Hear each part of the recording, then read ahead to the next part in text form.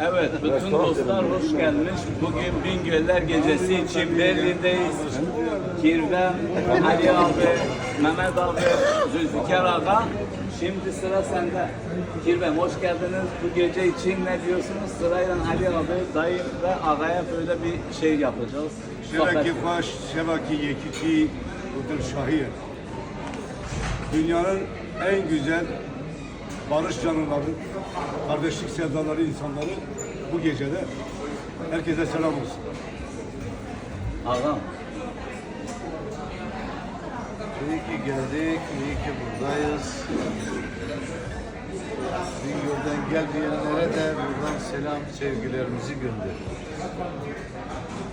Bütün memleketimize selam saygılar olsun.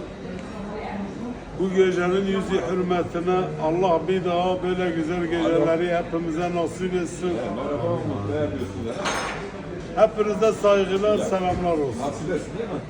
Gelemeyen tüm Bingöllü kardeşlerimi ben kendi adıma burada temsil etmeye çalışıyorum. Bir sebeple gelemeyenlerimiz var. Hepsine buradan selam olsun.